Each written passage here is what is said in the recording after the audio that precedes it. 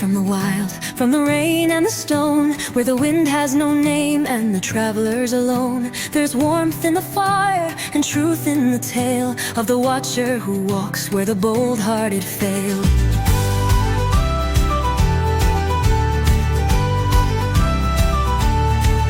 He carries no sword, yet the darkness gives way to the lantern he lifts at the end of the day. He stands on the watchtower, still and unswayed, where the lost find a path through the fog and the fray. Pilgrim of gray, oh steward of lands, you carry the light in your weather-worn hands. A tale at the hearth, a guide through the night. You open the gate between the wrong and the right. Ladies and gentlemen, welcome to Pilgrim's Great Chronicles. Welcome to the Inn, which is currently my recording studio. I've been recording all weekend and today, and I know that's not the way you should lay a guitar against your speaker, but I've been so busy, I just don't have time to do anything right. And so between recording riffs over the weekend, I can't wait to share the album with you. But in the meantime, you know, if you love our show, I know we're down to one show a week now on Mondays, but I really appreciate it if those of you who love it and listen would share the show, like on YouTube, subscribe to us, leave a 5-star review on the Spotify programs, streaming services like Apple. The more that happens, if you just take a few seconds to do that for us, it really helps us in so many ways that you wouldn't believe. It gets us out there. It gets us more seen. I get more offers to do things like the bigger the audience, really, and the more we're spread out, we get advertisers, people who may want to sponsor the show, things of that nature. And then maybe I can go back to doing 3 shows a week once I'm able to retire from work, or even do a show every day. Maybe not. That's crazy. I can't do a show every day. I have to live a life too, but you get the drift. Anyway, for the longest time on the show, since February, when we released our first show about Tartaria, some people loved it, and some people, rightfully, I guess, complained that it didn't have enough history or what they were looking for, or they felt it was too overtly throughout the entire thing, too heavily Christian-oriented. I pointed out that part of the whole reason I did the show was because many people in the Satan's Little Season community believed that Tartaria might have been one explanation for the millennial reign, right along with other things. And so I wanted to clear that up, and in order to do so, I had to rely heavily on scripture. So I've, in my comment section, it was also done with AI voicing, which a lot of people didn't care for either, and I didn't necessarily care for it at the time either, but I had even less time than I have now, and so I had to write up my script and then have AI voice just read it for me, because I didn't have time to record, and I didn't have some of the equipment like my wonderful Shure 57 mic here, or whatever it is, and things of that nature. I just didn't have it in the studio. I was more set up for recording guitar stuff and other musical stuff, like the keyboard over here on my right, just things like that. And so now that I'm doing it this way, and I promised a lot of people I would get around to doing a new Tartaria video, here we are. I'm going to be doing, again, this hidden history of Tartaria, their lost technology, and the seeming timeline erasure of Tartaria. Why are these past cultures like Tartaria, Atlantis, some of the Greco-Roman Empire, and other things just seem to be either misrepresented, made out to be archaic people who didn't know what they were doing, or they're not as smart as us, didn't have our kind of technology, whatever. They're downplayed because of the theory of evolution that came about in the mid to late 1800s, where, you know, they had to put forward this idea that we were, you know, mildly retarded at some point and mated with apes, and here we are. But I mean, when we look at the timeline of history and we look back at things like Göbekli Tepe and other monumental structures when allegedly the wheel hadn't even been created, it's just laughable. We know they're full of it. So I wanted to just go over some of this, and hopefully you'll find some of it interesting, because when I was doing this study, I came across things that I didn't know before, and I'm sure some of you probably have, and that's great. Feel free to add even more in the comments, because I do find this kind of thing fascinating. And it's, oh, by the way, while I was working on the album, I got inspired by our first album, Elevensies. This is the album cover for it, The Grey Wanderer. It's a concept album. And this album, which will be called The 12s, is also a concept album. And I'll just leave it at that. You'll hear it when it comes out, which probably will be finished with everything this week, and probably by the time the streaming services are weird. So you upload it all to the streaming services, and it takes probably a week before it gets totally released out there for people to stream. That's just how long it takes. Could take a day or two, could take 7 days, but it just depends. So let's get right into this, because I've got a lot of material to cover here, and I want to get it all in, and I don't want to have to skip over any notes if I don't have to. So let's take a look here, where for centuries we've had Western sources regularly referenced Tartaria as a vast region in Central and Northern Asia. Early modern maps and encyclopedias depicted Great Tartary, spanning from Siberia and Mongolia to parts of China and Turkestan. The travelogues and reports well into the 19th and even early 20th century still use Tartary in their titles. For example, E.D. Clark's Travels in Russia, Tartary in Turkey from 1810, or Owen Lattimore's High Tartary in 1930. But by the mid-1900s, the term had all but vanished from maps and textbooks, and it was replaced by more specific nation states, the breaking up of this greater Tartary, right? So this abrupt disappearance fuels theories that an entire empire's history was deliberately erased, and rightfully so.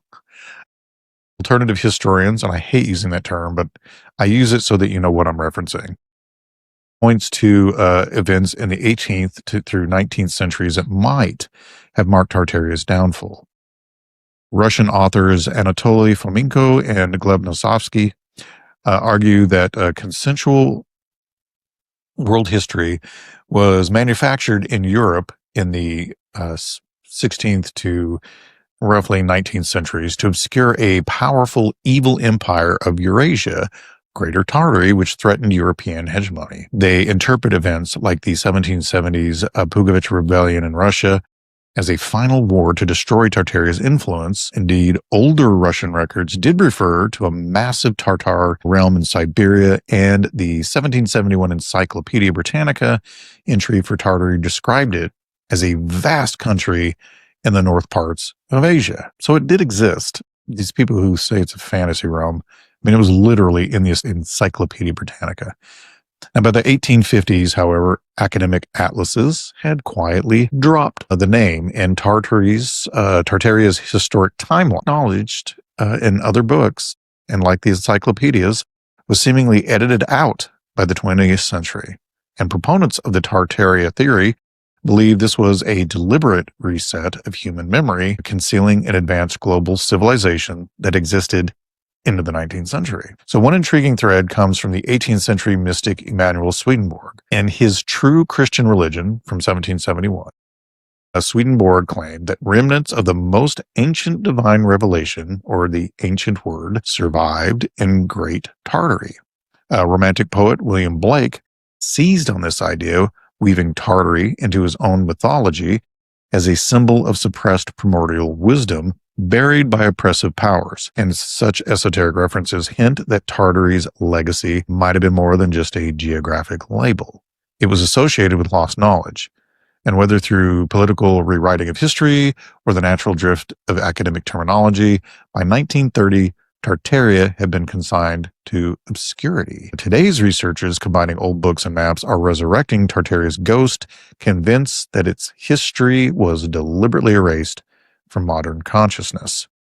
So across the world, 18th and 19th century buildings display perplexing architectural anomalies that some attribute to a forgotten civilization. I think one of the best podcasts on this subject that I like listening to is My Lunch Break. He does a great job of hilariously pointing out the ridiculousness of the mainstream narrative, and time again points out how absurd it is. I don't think he's right in every case, but he's right so often and often enough and has enough information there that I don't see how you can say otherwise. There's something definitely incredibly fishy about the explanations. So a core observation of part of this evidence of an older civilization is mud-flood architecture. Structures with a buried first floors, half-submerged windows and doors at ground level as if the street rose or the building sank. And these features are found in cities from Paris and London to St. Petersburg and Boston, where many old edifices show windows that are peeking out from below the street grade, or doors that have been reworked where you can see the rest of it below ground, and it looks as if the door was way bigger, and they just took the foundation from where the mud had covered the bottom of the building, created a new foundation and a new entry, and reshaped and made a new door. But it looked like the original door was probably twice that height, like 20 feet tall instead of, a normal 8 to 10 foot door. So these features, again, they're found everywhere. And critics say these are just simply basements or the result of cities, elevating roadways over time. But it doesn't look that way. I've seen the pictures. And yes, probably some of it can be explained occasionally by that, but not all of it. And there's just too much. And so the mud flood theorists would ask, why would so many grand buildings be designed with full windows and ornate entrances underground? Right? They view it as evidence that those structures were originally at ground level and that a cataclysmic event buried cities under many feet of mud. I wanted to share with you, if I could, some of this so you can see what it is I'm talking about. Let us go here and leave. What we're looking for is right here. No, you don't want to see that. But here is a map of Tartaria, or La Grande Tartaria. Strange, since allegedly it didn't exist. But here we have a full drawn-out map. Another map here, if it will come. I had a better version of this. Oh, there we are. Just took a minute for it to load up the high-definition version. But you can see, this was one of the original maps. See, this would be the greater area, this annexed, and then the culture of it spread all over the world is the idea. And then I have, I believe, that is not it. That is not it either. Here we are. Here's an example. Another one. I mean, you look at this and you're just like, there's no way. I mean, that's a whole nother structure underneath here. It's crazy. And so according to the mud flood hypothesis, a worldwide or hemispheric disaster, perhaps in the early 80s, suddenly deposited mud and sediment engulfing entire cities. And adherents note that numerous historical photos show city crews excavating deep layers of soil around major buildings, like this one on the screen, or muddy streets with half-buried architecture, suggesting a cleanup of some earlier inundation. For instance, images exist of excavations in Washington, D.C., and Moscow, where ornate building facades extend well below the current ground surface. And proponents believe these aren't mere reconstructions, but rather digs to uncover older structures after a reset. They also point to eerie late 19th century photographs of capital cities around the world, grand boulevards, palaces, and they're completely devoid of people or traffic, as if the population had just been wiped out or disappeared. And in the few images where people appear, there's a stark contrast where locals in horse carts sloshing through muddy streets, while these massive, elaborate stone cathedrals and capitol towers are behind them, like it's another world. And they were just dropped in there with their horses and buggies. And so this, they argue, is consistent with the scenario in which survivors reoccupied the empty cities that they found after a depopulation event. So beyond buried buildings, anomalously advanced architecture raises eyebrows all around the globe, right? Strikingly similar designs, capitol buildings with massive domes and porticos, star-shaped fortresses with geometric precision, soaring cathedrals, ornate Greco-Roman facades, styles far more grandiose than anyone would expect for frontier colonies or young republics. So the presence of identical monumental styles on different continents in the ages long before globalization is cited as general evidence that a single advanced civilization Tartaria and its influence must have built them. And the star forts, in particular, intricate bastion forts shaped like stars, dot the Americas, Europe, Asia, Africa, and other places by the hundreds. Officially, these star forts were military constructions of the early modern era, but their sheer number and engineering perfection puzzles researchers. Many were built in places and times where local resources and know-how seemed completely insufficient. Right? At the time, they had what my lunch break refers to as Donkey Incorporated. And there's no way they accomplished this in the claimed time of the building of these structures. And alternative scholars suggest these structures predate the colonial era and were part of an older, high civilization's global network. And there seems to be some validity to this. So mudflood theorists merge these clues into a dramatic narrative. A highly advanced empire, once built, unified architectural masterpieces worldwide, harnessing principles of design and engineering that we barely grasp today.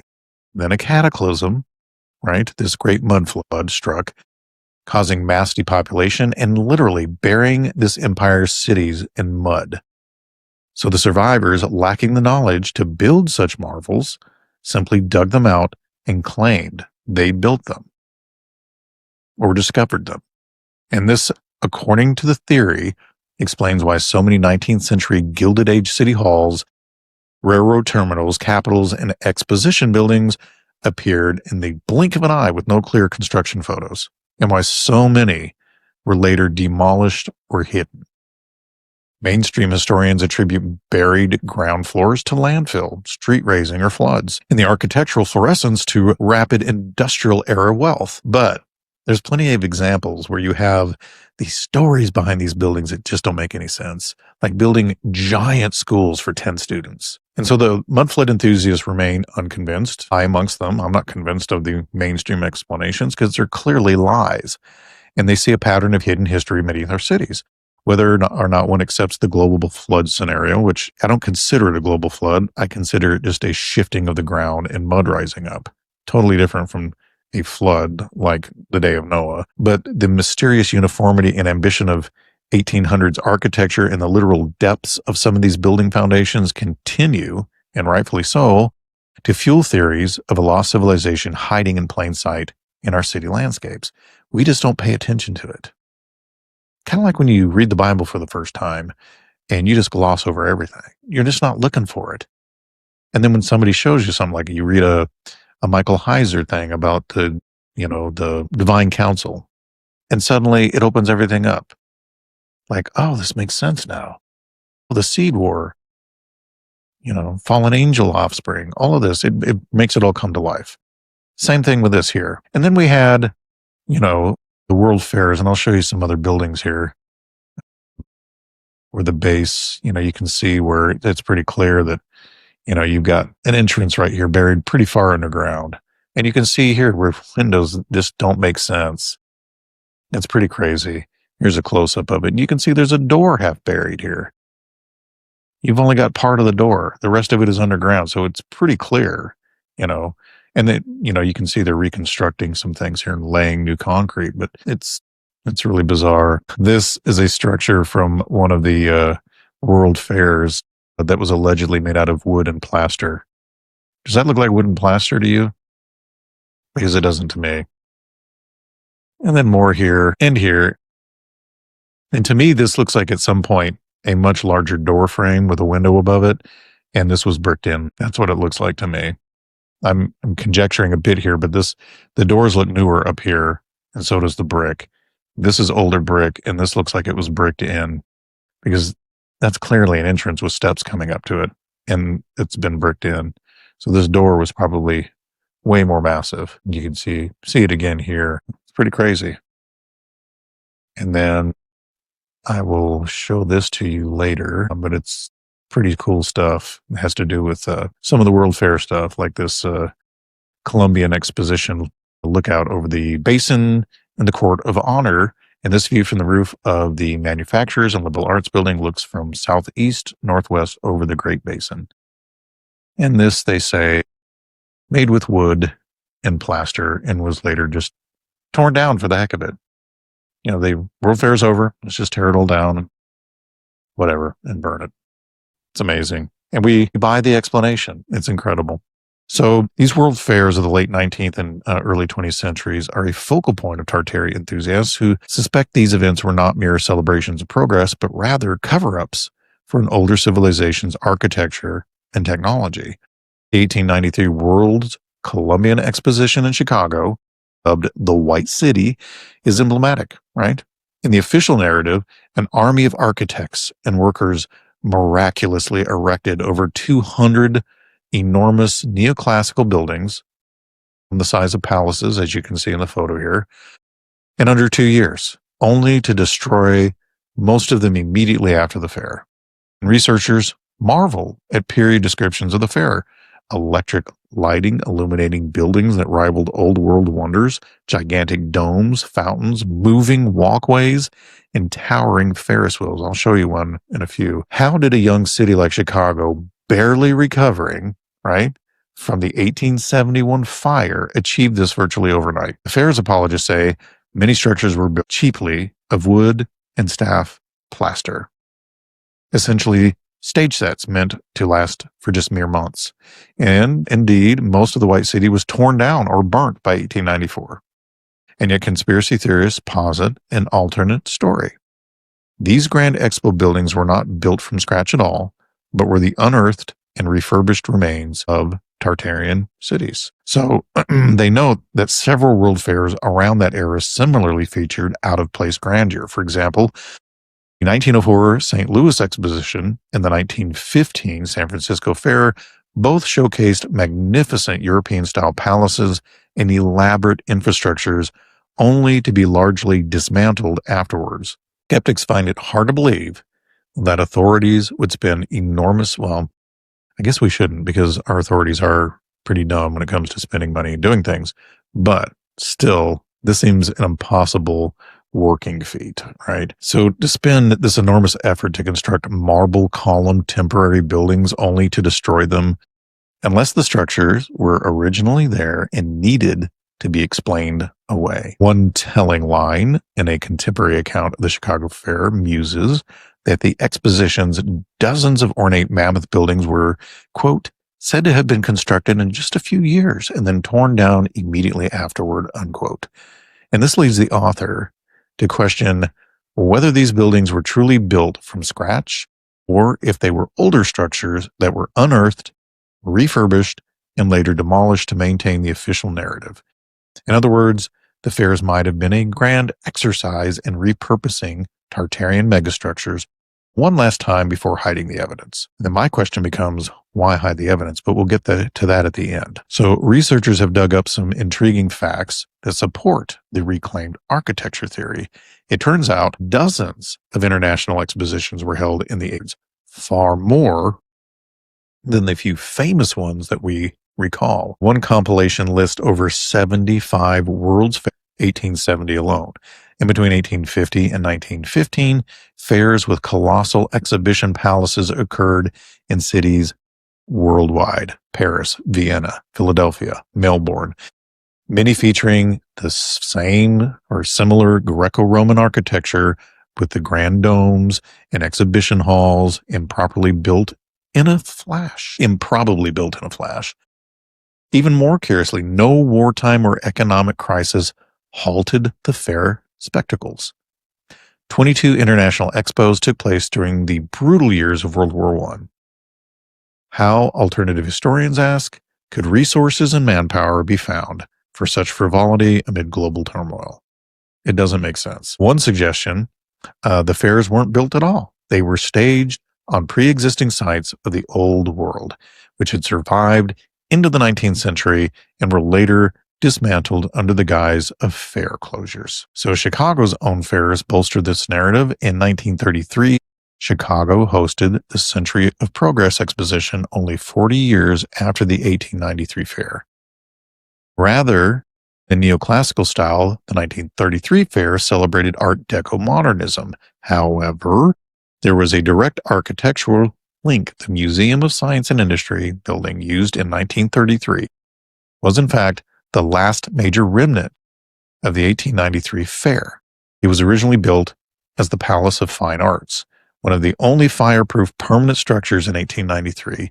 It survived demolition, and it was later rehabilitated and opened just in time for the 1933 World's Fair, repurposed as the Science Museum. And so the lone survivor of the White City became a centerpiece of the Century of Progress, a suggestive continuity. Tartaria enthusiasts take it a step further and say that perhaps many expo sites were existing old world complexes that organizers simply spruced up. Indeed, some fair buildings that did not get demolished ended up serving as government halls, museums, or universities afterwards, as if the fairs were a transfer ceremony of infrastructure. And if they were just built of wood and plaster, how do you explain that? Why are they still here, built of marble and stone? It doesn't make any sense. Again, I would ask, does that look like wood and plaster? The World's Fair scholars have noted the almost uncanny similarity in layout and style across different fairs. The repetition of monumental domes, towers, gardens, and canals in fair after fair hints at a common template. One could even say the fairs themselves traveled, their components popping up in different cities. There's one fringe theory that holds that the powers of the day intentionally showcase these inherited wonders to the public briefly, maybe to acclimate people to advanced architecture and then erase them. In other words, in the words of one researcher, quote, "We're being taken for fools if we believe they were intended to be disposable," unquote. So the transient splendor of the expos, on the heels of which their grounds often burned or were razed accidentally, smacks of a cover-up to those so inclined, right?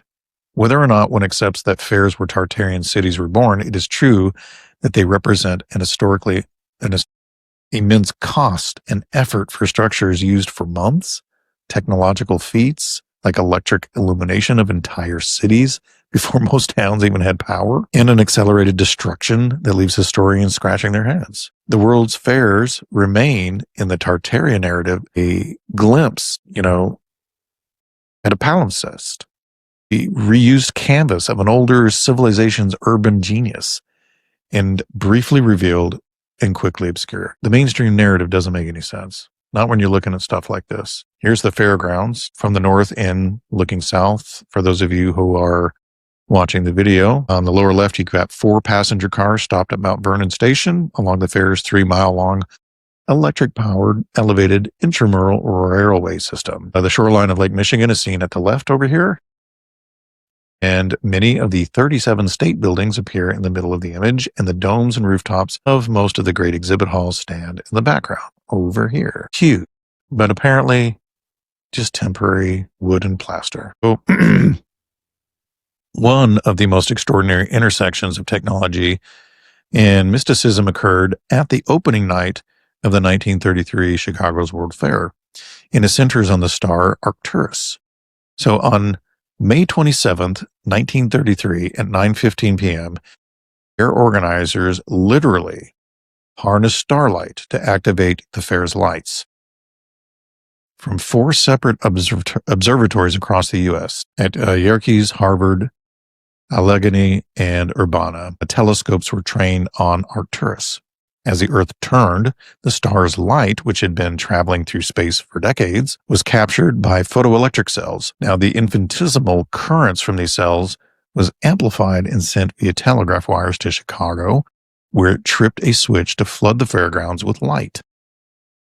Before a crowd of 30,000 at the Hall of Science, Chicago's dignitaries announced that a beam of Arcturus, which had left the star in 1893 during the previous World's Fair, was now arriving to open the new expo. So this dramatic stunt was intended as a symbolic link between the 1893 fair and the 1933 Century of Progress. Science and industry literally powered by the cosmos. Eyewitnesses' accounts and fair records describe the moment in almost spiritual terms. Fair President Rufus Dawes proclaimed to the hushed crowd, quote, "We remind ourselves of that triumph of 1893 tonight by taking rays of light that left the star Arcturus During that exposition, we shall use these rays to put into operation the mysterious forces of electricity, which will light our grounds, decorate our buildings with brilliant colors, and move the machinery of the exposition," unquote. And the phrasing, mysterious forces of electricity unleashed by starlight, hinted at something almost occult-like happening under the guise of science. The fair's theme of technological progress, it was sort of a masterstroke, right? And as one journalist put it, quote, "Could a more perfect marriage of poetry and science ever be arranged?" Unquote. So the public marveled that night as a star 40 light years away, then believed to be exactly 40 light years distant, matched the years since 1893, became the literal torchbearer for modern achievement. And beyond the spectacle, some researchers see deeper significance in the Arcturus event. Arcturus is one of the brightest stars in the northern sky and has been steeped in mythology for millennia. So the ancient Greeks named it Arcturos, the bear guardian, watching over the celestial bear, Ursa Major. So in ancient Egyptian and Syrian lore, Arcturus was revered as the keeper of heaven, with temples erected in its honor. So to esoteric thinkers, the fair's tapping of Arcturus's light wasn't just a cute astronomical trick. It symbolically harnessed celestial energy and perhaps paid homage to cosmic powers. Some have even suggested that this ceremony had an occult dimension. By synchronizing human activities, right, the fair's opening, with the reception of starlight, the organizers could be seen as conducting a ritual linking earth and sky. And now, while mainstream historians view Arcturus lighting as a clever publicity stunt enabled by new photoelectric technology, alternative narratives linger, and they ask, if a single star's photons could trigger massive lights, what else could be done with cosmic energy? And so Nikola Tesla and others had speculated about drawing power from space. Here, in a highly public way, starlight literally powered machinery, right? Even if only indirectly. So the fair loudly touted the wonders of science, but in doing so, it echoed ancient star worship in a modern form. It is a rich image, right? The beams of a star that shone on the lost white city of 1893, returning like a cosmic telegram to flip the switch in 1933. In a documentary, a blend of fact and spiritual metaphor, the Arcturus event stands out as a moment where the electricity of heaven touched the material world, a poetic hint that perhaps the ancients and the secretive architects of fairs knew more about tapping the wheelwork of nature than we realize. Like so many other things. At the very least, it's a reminder that even our modern celebrations hide an undercurrent of the mystical. After all, the fair could have used a simple signal, right? But they chose a star, Arcturus, the watchman of the bear. And it became the fair's cosmic patron, bridging 40 years of history in a single flash of light. Pretty impressive for a bunch of people riding around in horses and carriages. And check out that Ferris wheel, right? 36 cars, each car capable of holding 60 people each. And a 50-cent ticket gave passengers 2 full revolutions, taking about 20 minutes. Pretty cool. 250 feet in diameter. Pretty spiffy. And you can see all the stuff around it, right? Weird domed buildings. Anyway, no exploration of hidden technology is complete, of course, without mentioning Nikola Tesla. Obviously, he's known as the visionary inventor at the center of free energy lore, right? So he comes into play here because I think free energy may have a lot to do with the demise of Tartaria and money and power and control. Tesla's well-known achievements, right? AC power, radio induction motors, only scratched the surface of his work. He also pursued more enigmatic ideas involving atmospheric electricity, radiant energy, and the ether. In the early 1900s, Tesla filed several patents that, in hindsight, read like blueprints for harnessing invisible natural energy.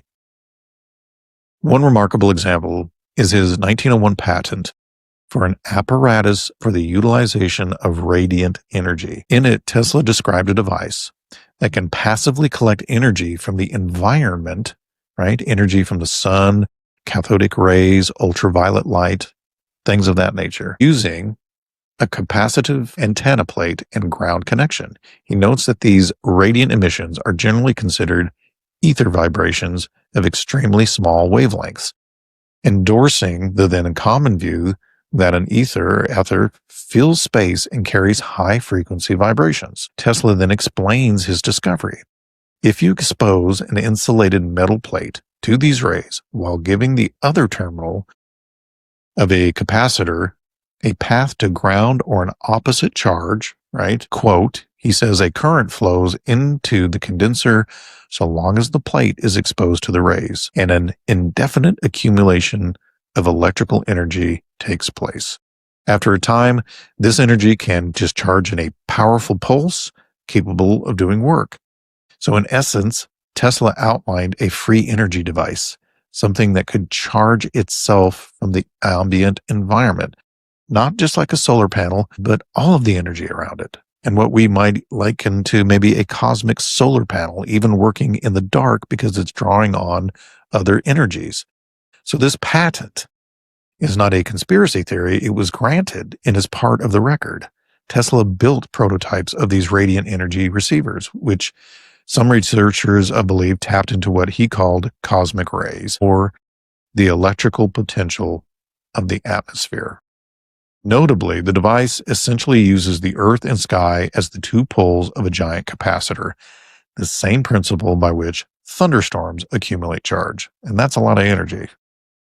So Tesla wrote that the atmosphere has and can supply positive electricity while the earth supplies the negative.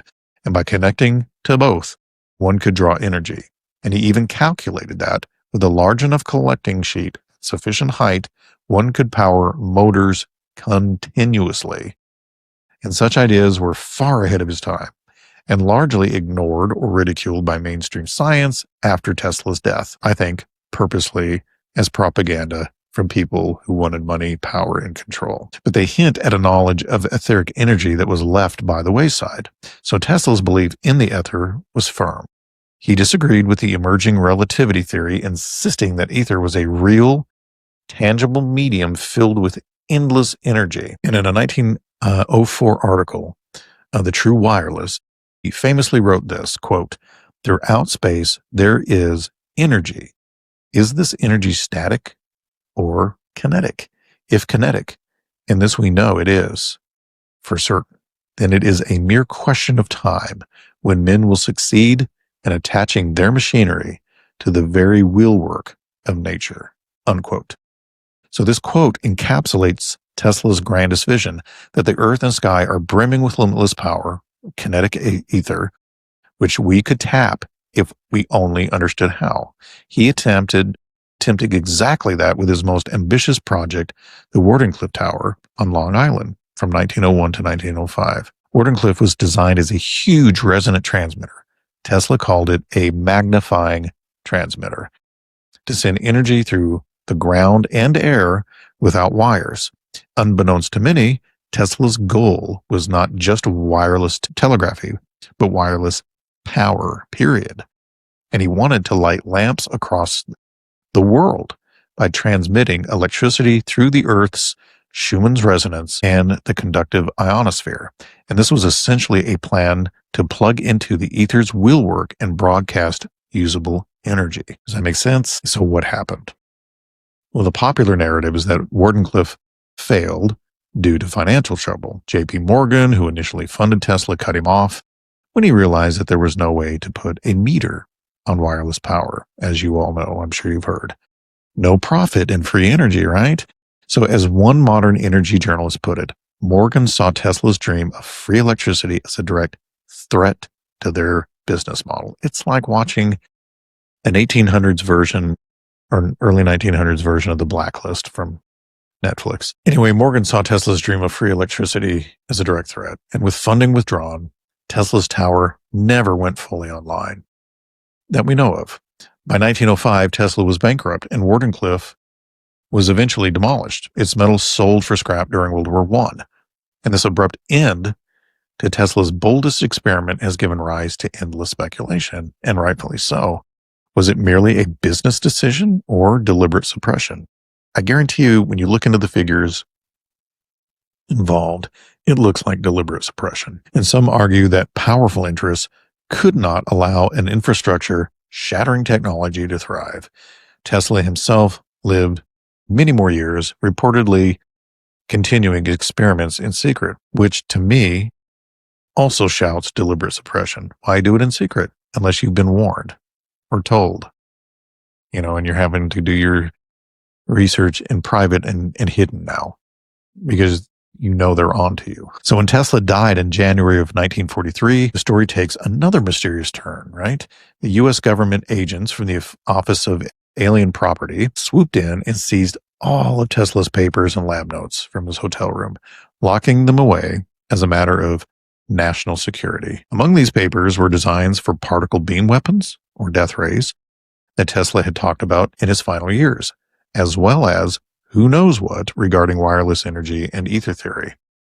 So the FBI and military had a keen interest in anything Tesla left behind that could be weaponized or that they feared enemies might exploit, like direct energy weapons that we think we're even seeing in use today. And after a cursory analysis by an expert, Dr. John G. Trump, if that sounds familiar, it should, incidentally, the uncle of a future U.S. president, the official line was that nothing of importance was in Tesla documents. Of course not. Of course there wasn't.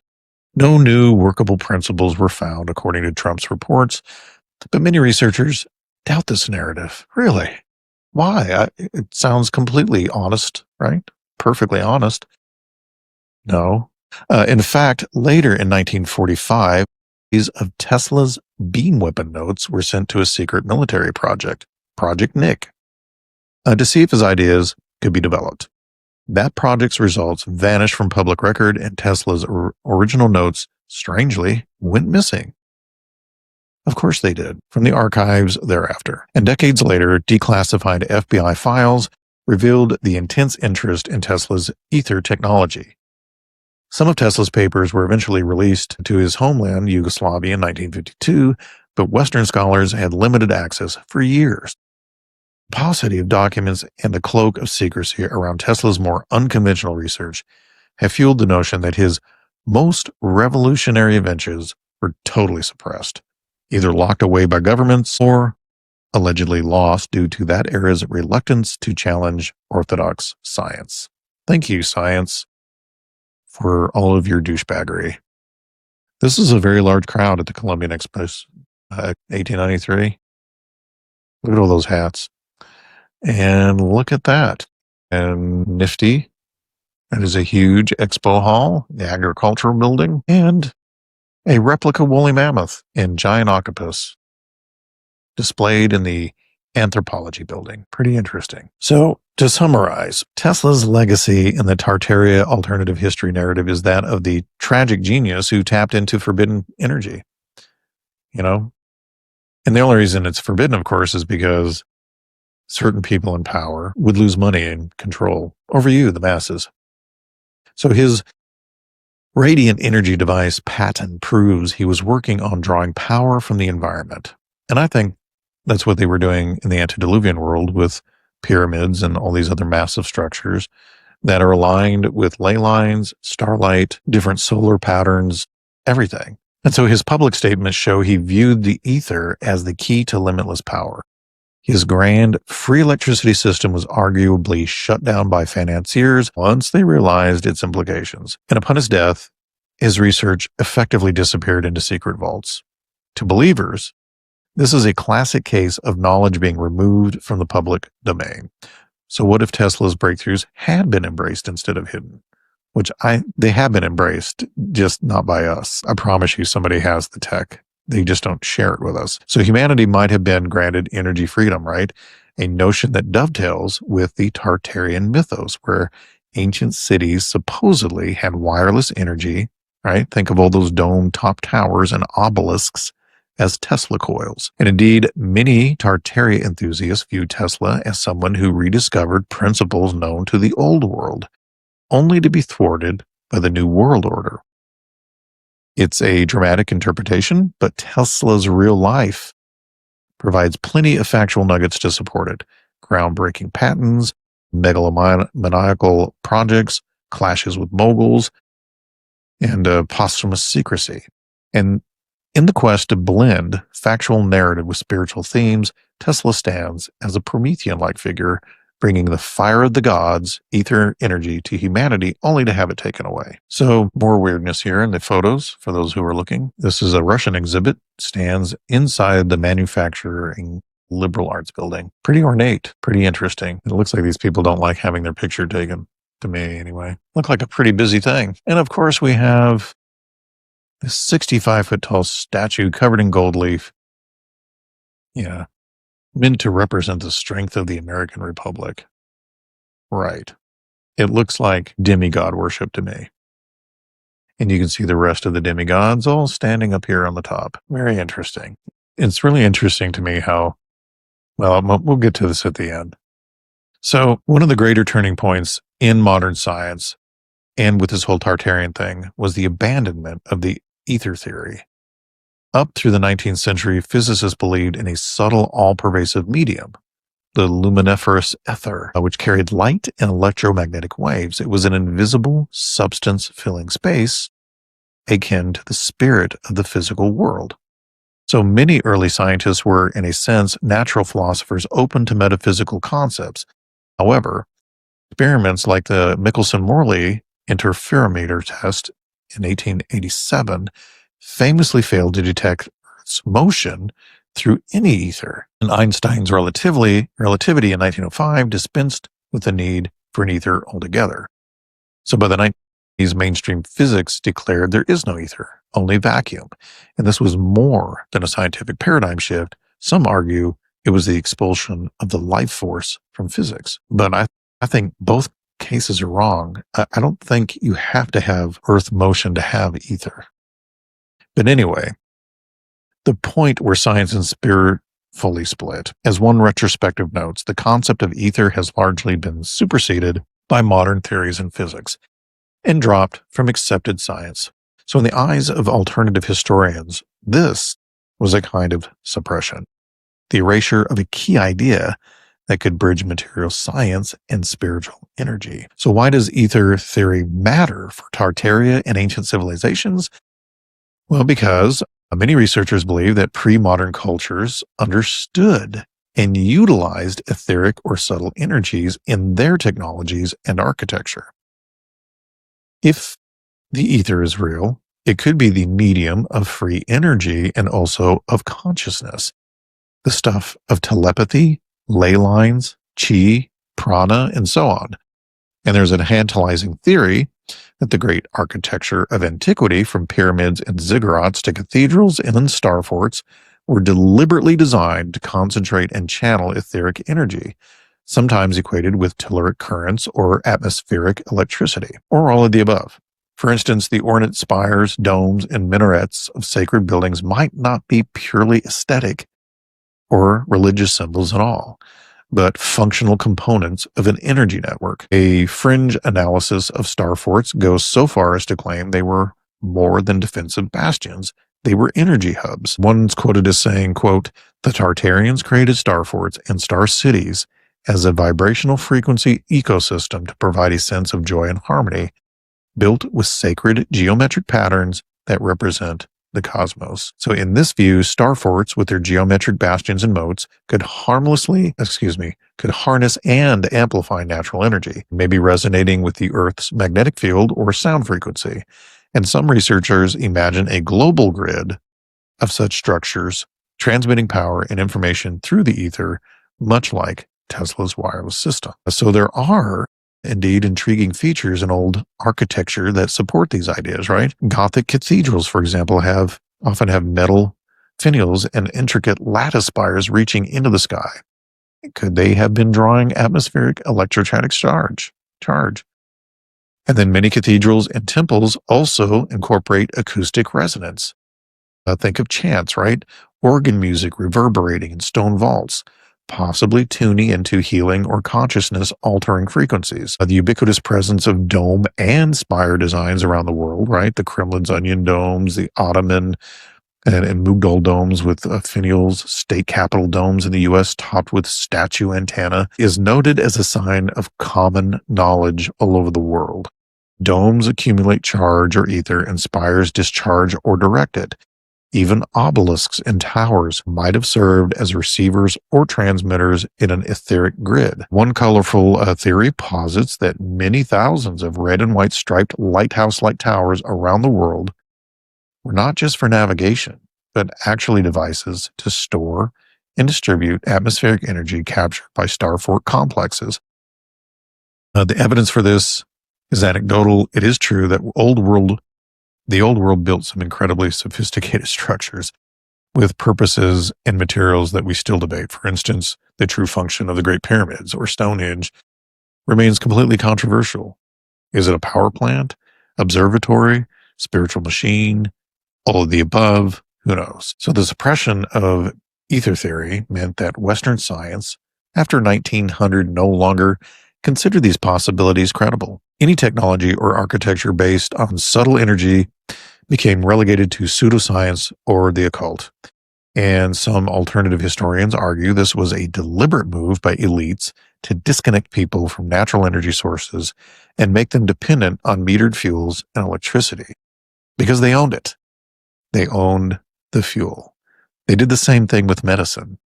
All your natural remedies that really often work better were considered witch doctory.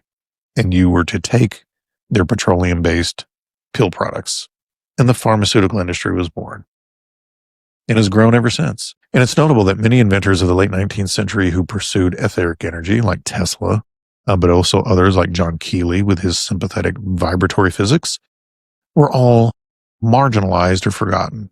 In contrast, the Tartarian narrative suggests that the old empire had mastered ether physics, enabling things like wireless lighting, anti-gravity airships, even miraculous healing technology, all of which was systematically suppressed or reattributed in the modern era. Now, we do have hints from the historical record that sound almost like science fiction. For example, some 18th century reports, often by Jesuit missionaries or explorers, tell of Asian legends of vast mirrors that could ignite ships at a distance, or singing bells that levitated stones, possibly garbled accounts of advanced tech.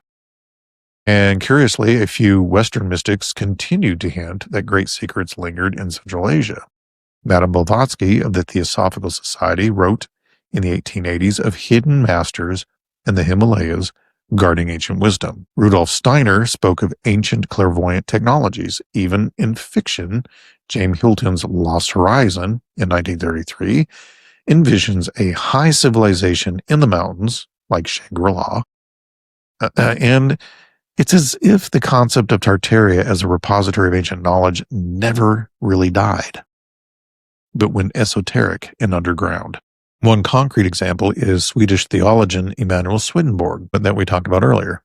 He explicitly wrote that a primeval text source of spiritual wisdom survived in Tartary and was used by people in Central Asia who were closer to original truths. This bizarre claim implies Tartary's people had access to something the West lost or buried or suppressed.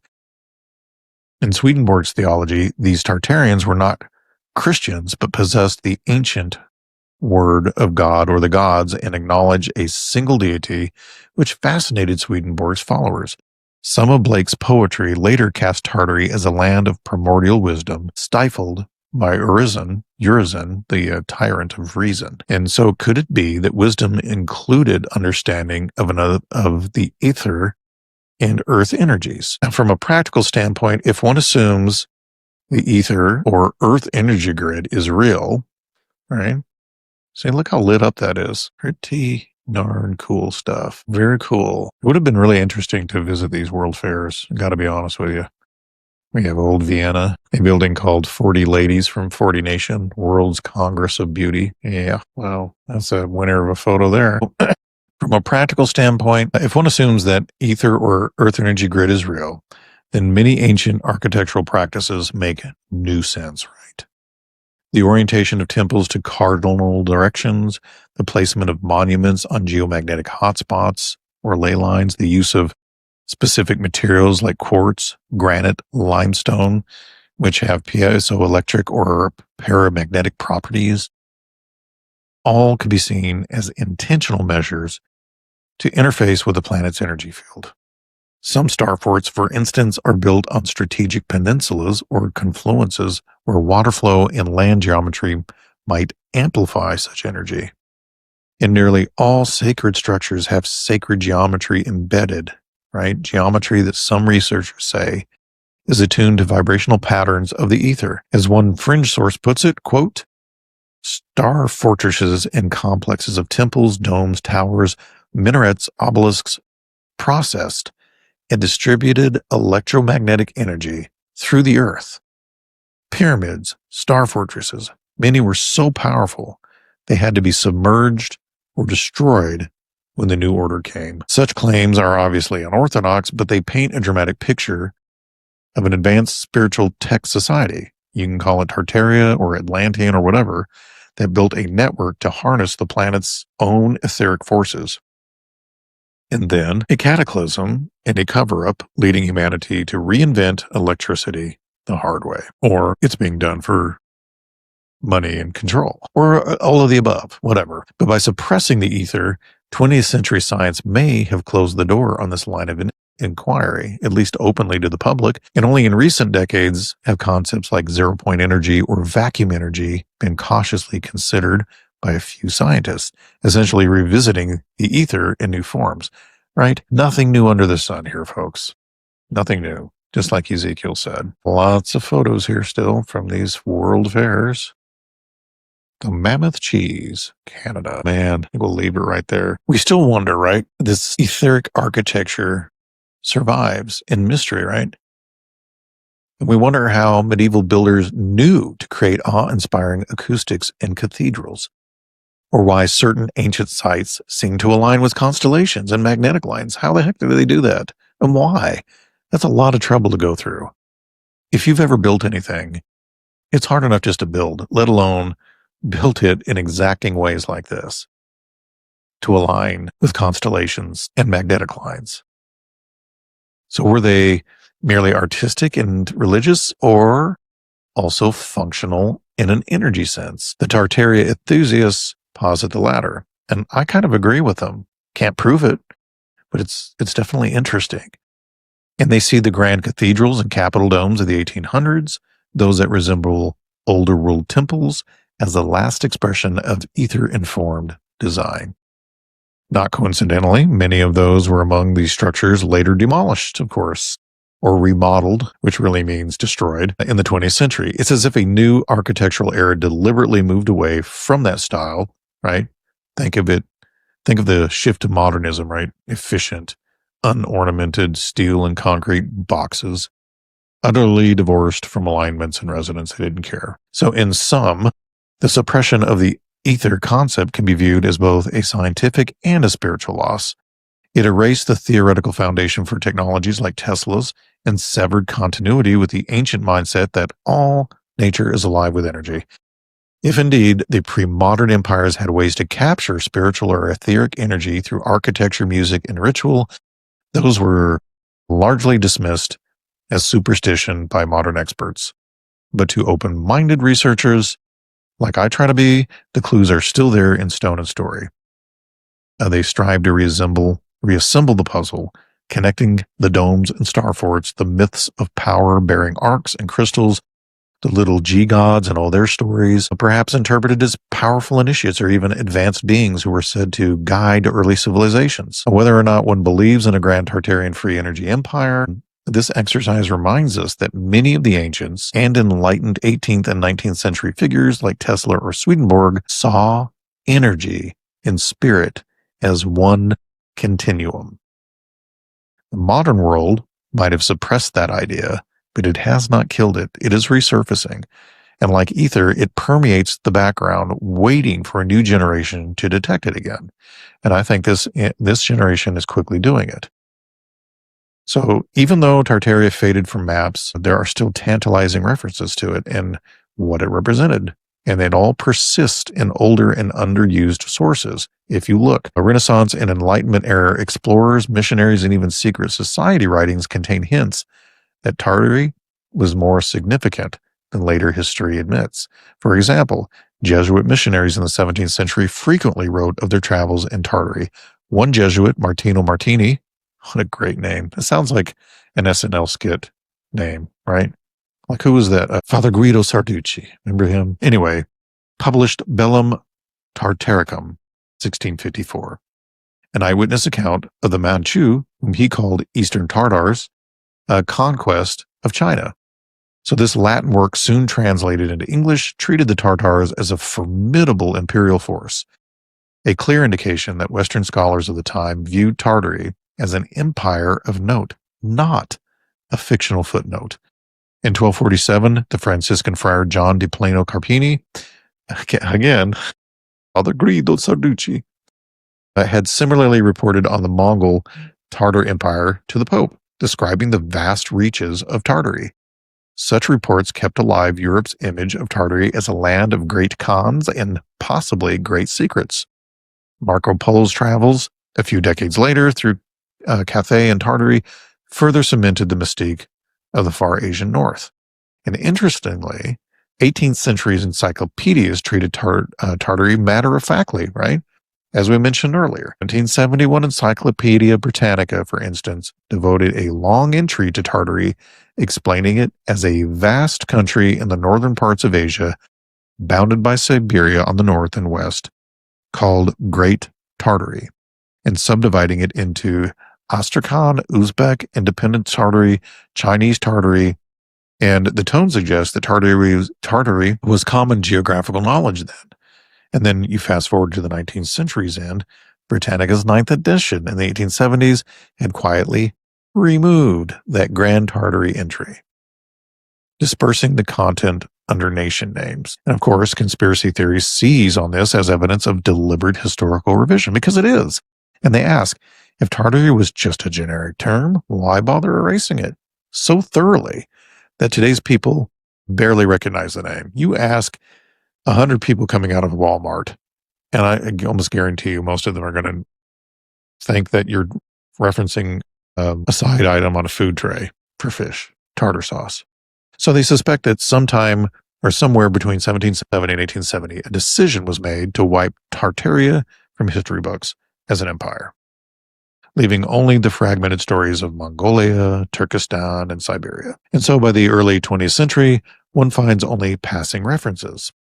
Owen Lattimore's High Tartary in 1930 is a travelogue in Xinjiang using the archaic term, perhaps for exotic flair. But no one was being taught about a once mighty Tartar empire anymore. So beyond conventional records, Tartaria lurks in occult and secret society writings as well. We saw how William Blake, versed in esoteric lore, identified Tartary with ancient wisdoms suppressed by authoritarian religion. But Blake didn't invent that notion. He picked it up from Emanuel Swedenborg. And Swedenborg, a mystic who conversed with angels by his own claim, he wrote in True Christian Religion that a certain people dwelling in Great Tartary possess a scripture of the ancient world, which Europe had lost. In Swedenborg's theology, these people of Tartary were living descendants of an ancient church preserving truths from before the Bible, allegedly. This surprising assertion about Tartary was taken seriously by Swedenborgians, those who followed him, and it implies that in Enlightenment mysticism, Tartary was considered a repository of antediluvian knowledge, perhaps even the original cradle of spiritual word. And some Swedenborgian scholars in the 19th century actually tried to identify tribes of texts in Central Asia that could fit the description. They looked at things like the Kalmyk peoples or apocryphal text in Asia. And while no solid evidence emerged, the idea itself is interesting. An influential Westerner believed the literal word of God might be hidden in Tartary. Now, Freemasonry and other secret societies, always fascinated with sacred centers and lost wisdom, also made oblique references. So one 19th century Masonic encyclopedia discussing holy mountains in myth notes, quote, geographically, this mountain is evidently the tableland of Tartary, whose southern boundary is formed by the Himalayas, unquote. So this comes up in the context of the sacred Mount Meru, a mountain in Hindu and Buddhist cosmology said to be the center of the world. The author recognizes that the real high plateau fitting that myth is in Tartary, or Central Asia. He goes on to say that the custom of a sacred three-peaked mountain was shared by Tartars, Hindus, and even echoed in Jewish tradition, right? Not all of its three peaks. So why does this matter? Well, it shows that esoteric scholars placed Tartary at the heart of world mythical geography, essentially identifying it as the axis mundi, the world center in ancient belief. So if one thinks of secret societies preserving Atlantean or antediluvian lore, Central Asia, Tartary, often comes up as a potential location for a vanished great civilization that some have connected to Atlantis or Hyperborea theories. Moreover, some researchers point out that the very phrase Tartar might encode tar, or the old word for raw or sun, and tar again. In other words, a duplication hinting at light, or God, or the sun god again. In other words, re-rising, as if the name itself meant land of the gods. So this is speculative linguistics, but it's intriguing when we consider phrases like the little g gods. The user questions mentions little g gods in pre-19th century explorer texts or secret writings. Explorers themselves didn't call Tartars gods. They did bring back strange legends like the story of Prester John, a mythical Christian king, some placed in Tartary, said to rule over giants and magical creatures, or accounts of Tartars consulting shamans and wind gods during war. The Mongols were rumored to carry an idol for the god of wind to ensure victory in storms. In the 1240s, Plano Carpini wrote that the Mongols, or Tartars, had a custom of passing between two fires for purification, and that they worship eternal heaven above all. So one could say the Tartars acknowledged a sky deity, Tangri, basically a primordial god, little g one from the Christian perspective. So in Enlightenment secret society circles, Tartary often symbolized the exotic repository of occult knowledge. For example, some 18th century Masonic rites, like the rite of strict observance, fancifully linked their origin to unknown superiors in the East. Not explicitly Tartary, but one can see how the mystic of Inner Asia fed these myths. In literature, Samuel Coleridge's famous poem Kubla Khan describes the emperor in Xanadu, the song by Rush, building a pleasure dome. Kubla Khan was a real Tartar, Mongol ruler, and Coleridge's opium-tinged vision of his dome in Xanadu is essentially an archetype of lost grandeur. Victorian writers like Edward Bulwer Lytton, who was in occult circles, wrote of Vril, a cosmic energy, and hinted that remnants of previous civilizations lie under the Himalayas. All these pieces contribute to an allure around Tartary as terra incognita, where ancient power lingers. And finally, some highly obscure fringe sources claim that Tartary's historical adversaries, say the Romanovs or the Habsburgs, or later the Illuminati, went to great lengths to expunge references to Tartary's achievements. They sometimes highlight how maps after 1850 increasingly label Central Asia with Russian imperial names, and how Tartar shifted to a derogatory term. The very word Tartarus in Greek means hell, and so the idea, I guess, for them was Tartary demonized linguistically. So in the conspiracy view, yes, making Tartary hellish by etymology and painting Tartars as barbarians made it easier to erase their true history as enlightened God's people. Some even tie this to biblical narratives connecting Tartary to the lost tribes of Israel, or descendants of Noah's son, Japheth. In a recent fringe article titled Tartary's Tartars, Noah's descendants, mythical giants in the schemes of the Illuminati, exemplifies this line of speculation, blending Genesis genealogy with giant lore and secret societies. So the little g gods could refer to giants or demigod figures that appear in those legends, for instance, Gog and Magog, biblical giants often linked to Scythia, Tartary, and medieval legend. It's an eclectic mix, but the recurring theme is that Tartaria keeps popping up wherever people discuss hidden history or occult secrets. Now, in conclusion here, while Tartaria may have been dropped from mainstream history, a wealth of underused obscure sources still whisper its name, right? From Jesuit letters, 18th century encyclopedias, to mystical writings of Swedenborg and Blake. Tartary is portrayed as a real place and more, a vast empire, a source of ancient scripture, a symbol of forgotten wisdom, and these lesser-known references provide rich narrative grist for any exploration of Tartaria's hidden history.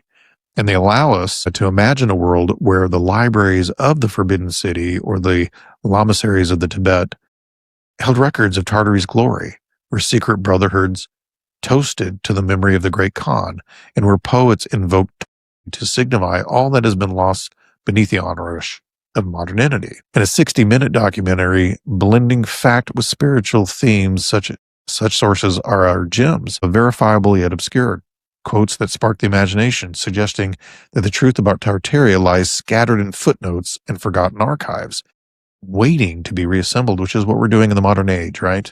So the very obscurity of these references serves the narrative. What's been lost to official history survives in lore and letters, encoded for those with eyes to see it. And maybe by bringing them to light, we inch closer to unearthing the real Tartaria, whether it was a global empire, a spiritual legacy, or a bunch of both, right? So as we wrap this up, so I find this weird too, don't you?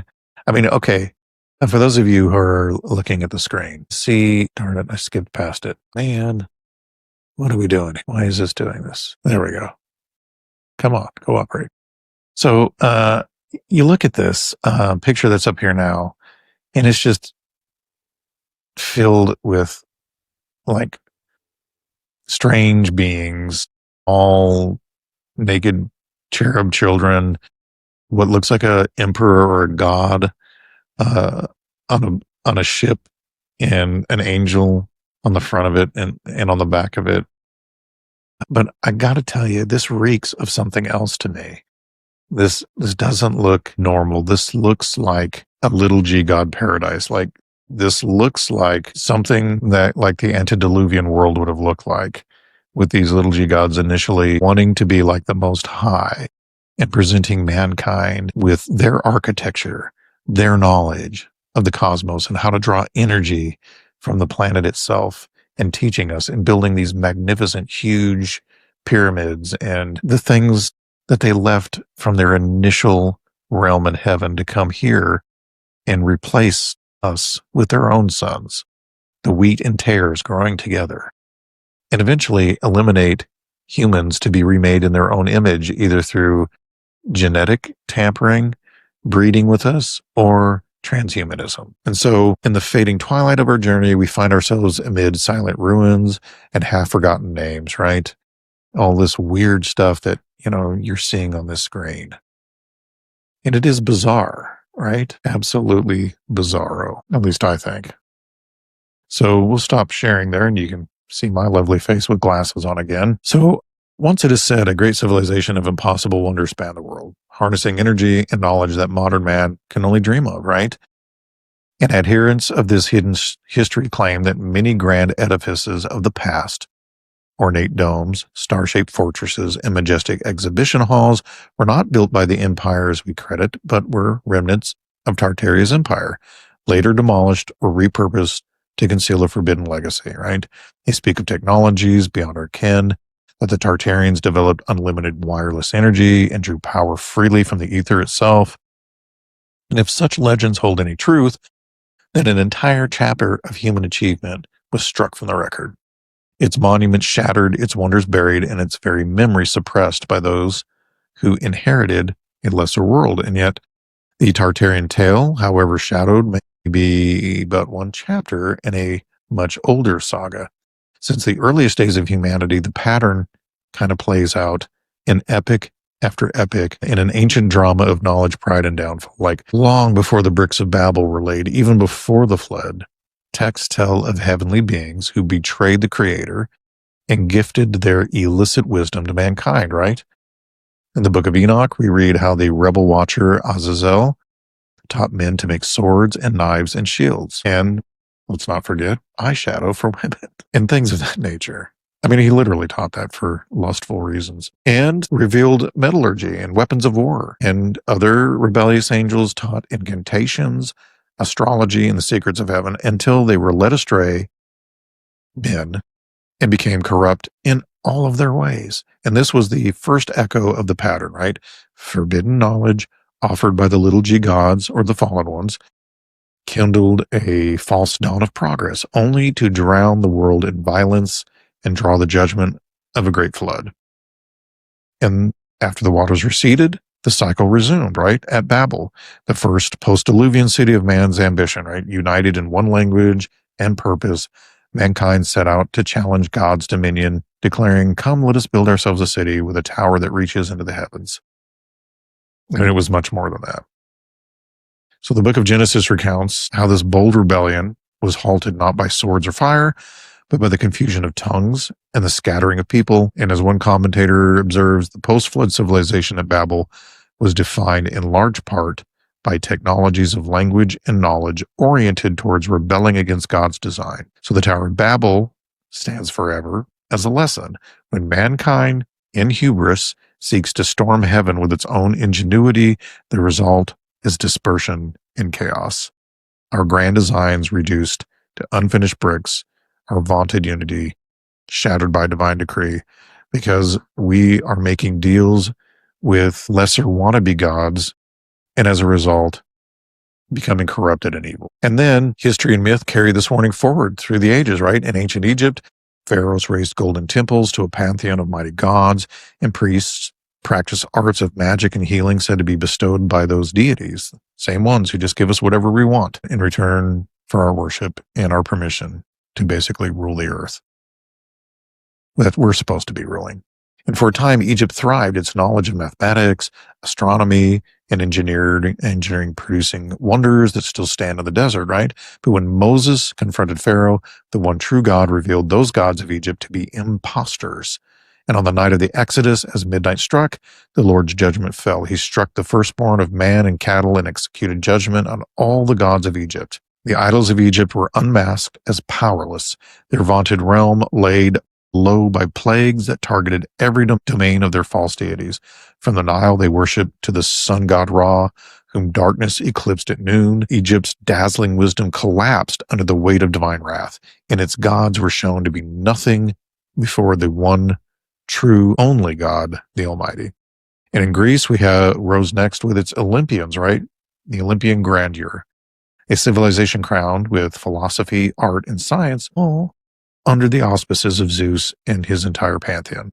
So the ancient Greeks glorified human reason and celebrated the muse of every art, right? They built shining temples of marble to honor their gods, who, according to legend, walked among heroes and bestowed favors of knowledge. They literally, rebellious angels and their children, demigods, lived among us. And yet Greece, too, saw its twilight. The oracle voices fell silent, the statues of Olympian gods eventually toppled, and that golden age gave way to conquest and ruin. What Athena and Apollo began, internal corruption and foreign iron, finished. And like a vibrant autumn leaf, Greece's glory blazed and then withered, its gods fading into myth as a new order arose.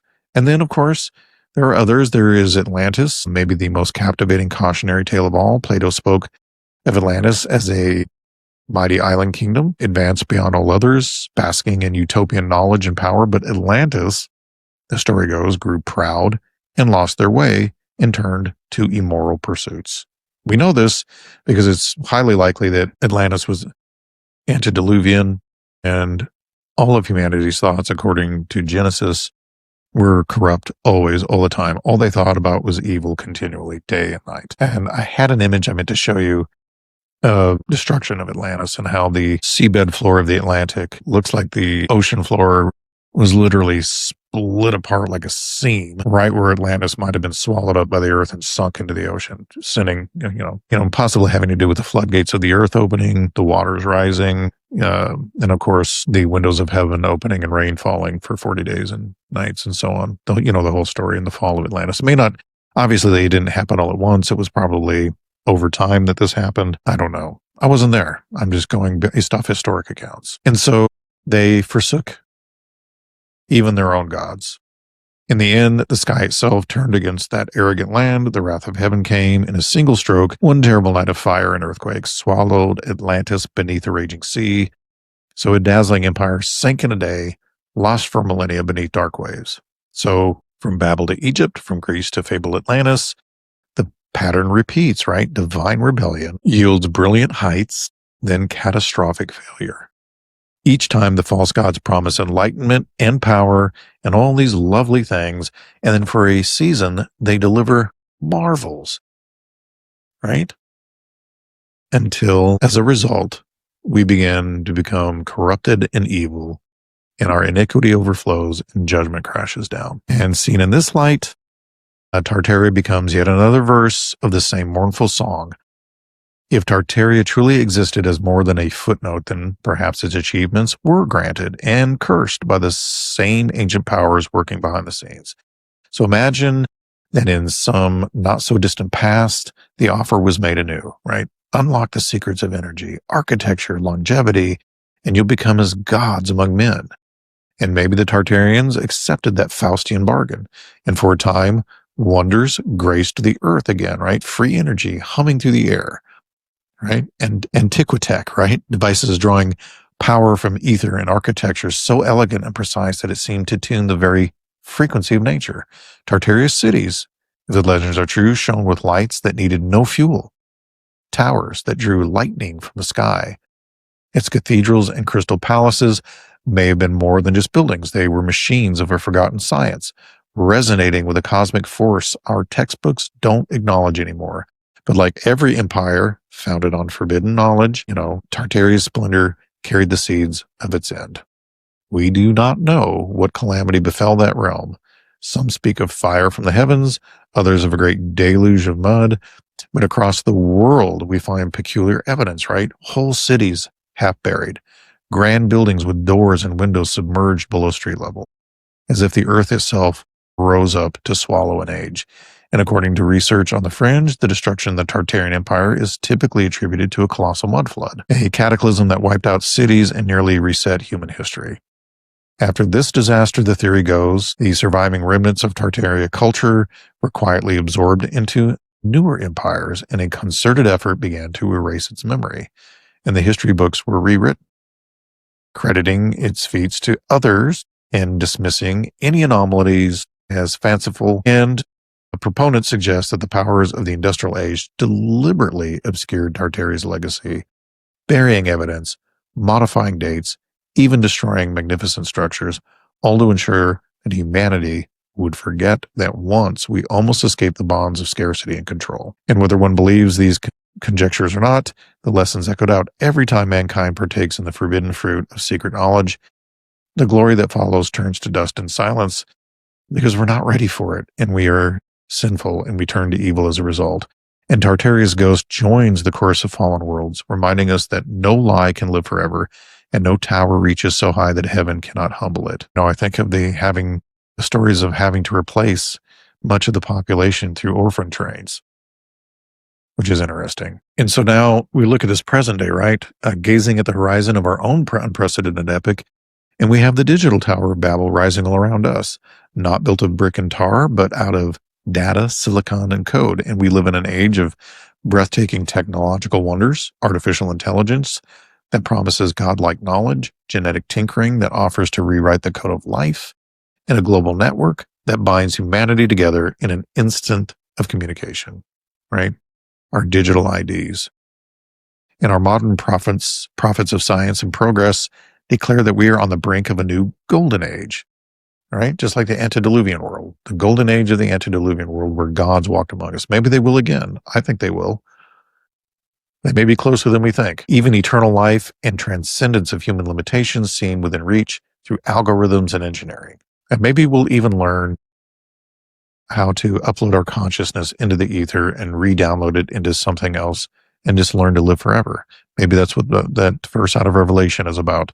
That says at some point, those with that technology in them will seek death, but they'll be unable to find it. Because you just get uploaded and re-downloaded into something else. I don't know if it's a clone of yourself or something else, because we may not be fully human anymore by that point. The very same temptation that lured Eden, Babel, and Atlantis now wears the guise of transhumanist ambition, right? And technocratic utopia, like the tower builders of Genesis.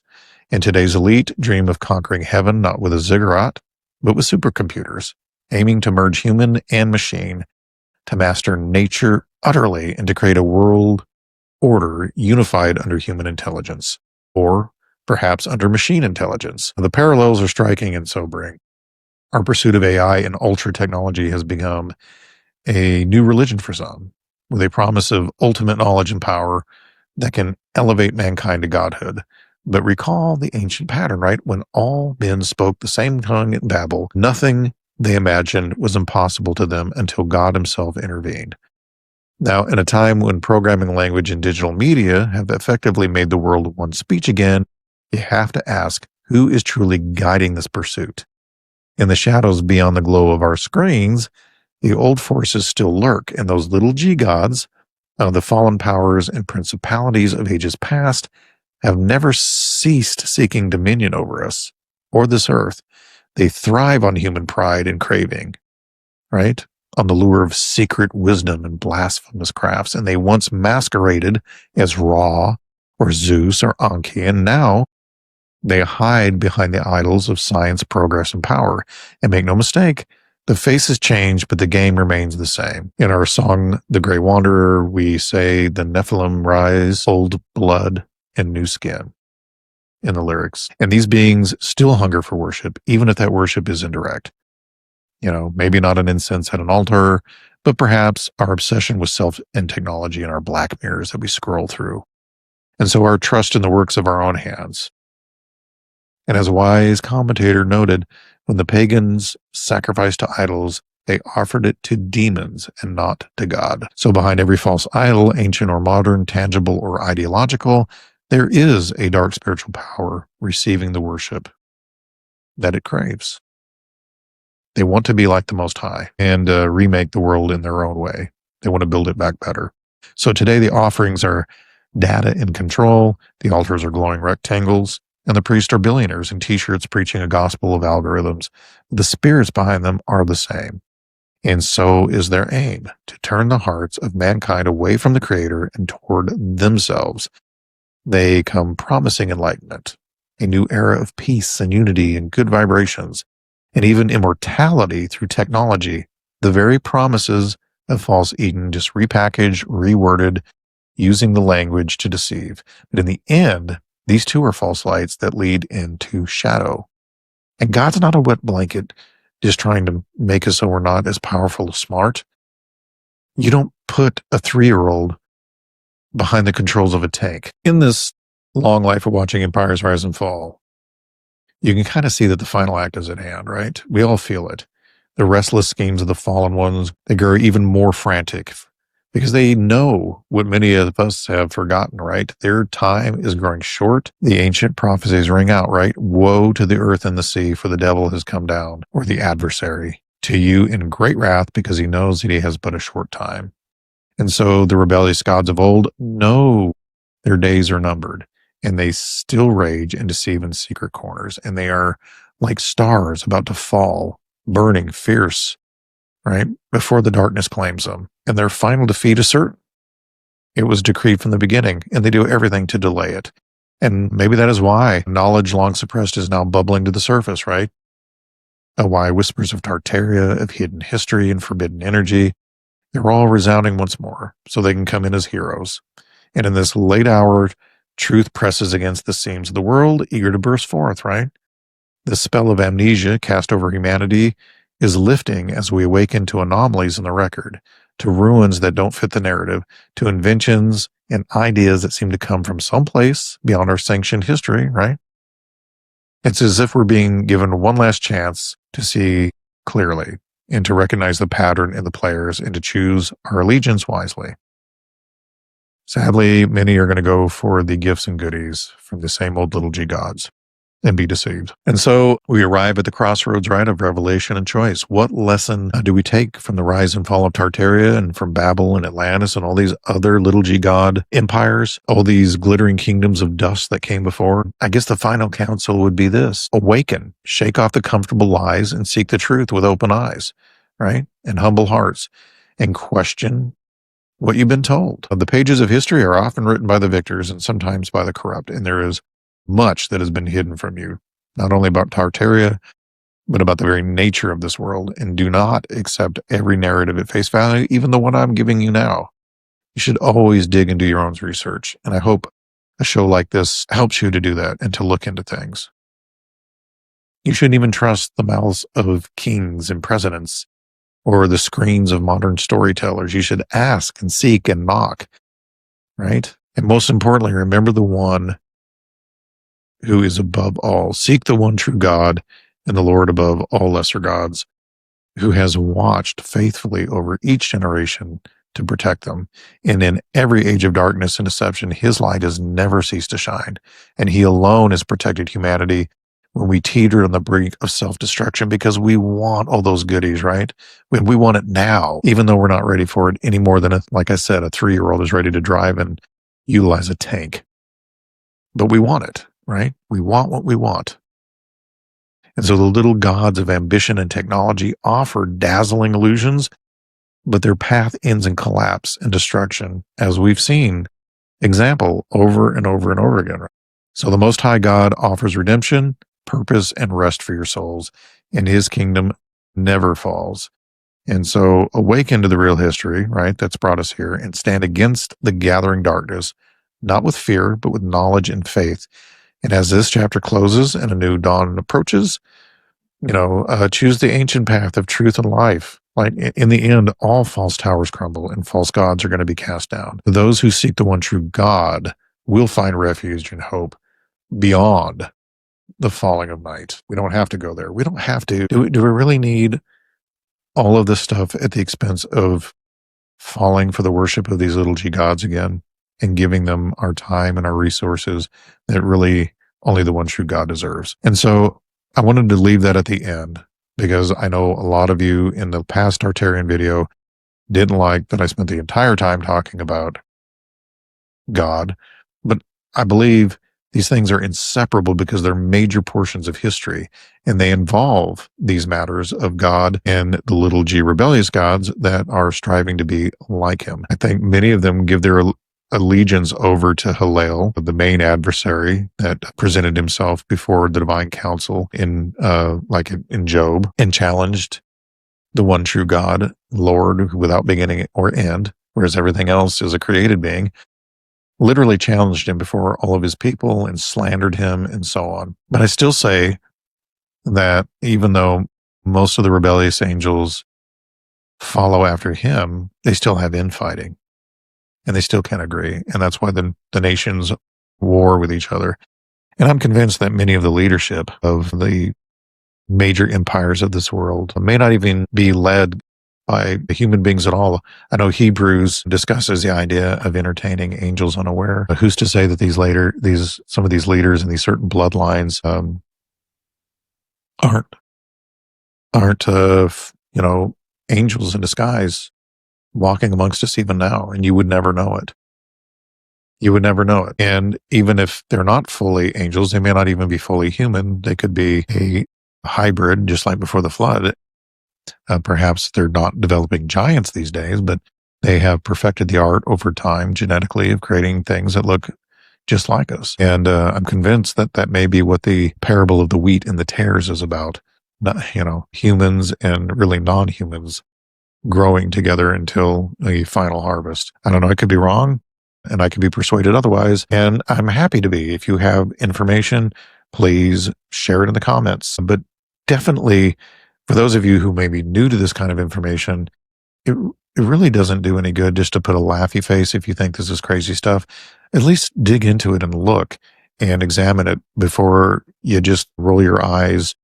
I mean, I know it's tempting to. I used to roll my eyes at such things. But when you actually take the time to look into it, you realize there's way more to this world than you thought there was. And so with that, if you find this interesting, I hope you do.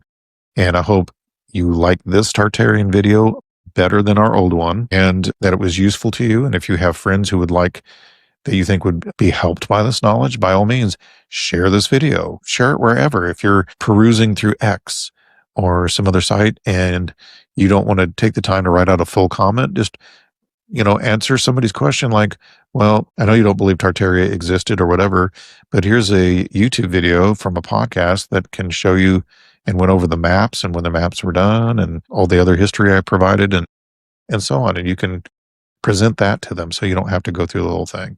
And I'll be more than happy to handle their critiques of it in my own comment section, which I try to keep up with, but it's been a busy week trying to finish our new album. So, all you fellow pilgrims, thank you for hanging out with me for the past hour or so at the Pilgrim's Great Inn, and I hope you all have a fantastic work week. We will see you next Monday. See ya. Godspeed.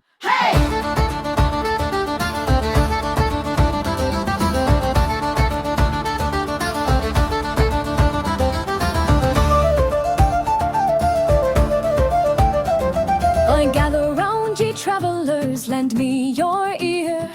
A tale of heroes who knew no fear. Through shadowed woods and mountains steep, their legacy lives where the wild winds sweep. Raise your tankards high and sing for the great pilgrims and what they bring to every corner.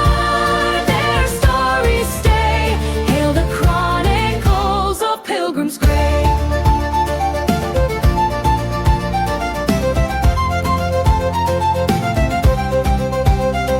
Through cursed lands where few would tread, the brave walked forth where many fled.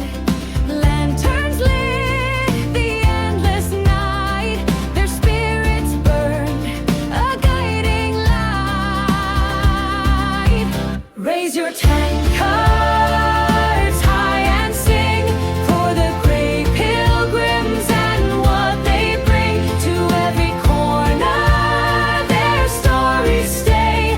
Hail the Chronicles of Pilgrim's Grave.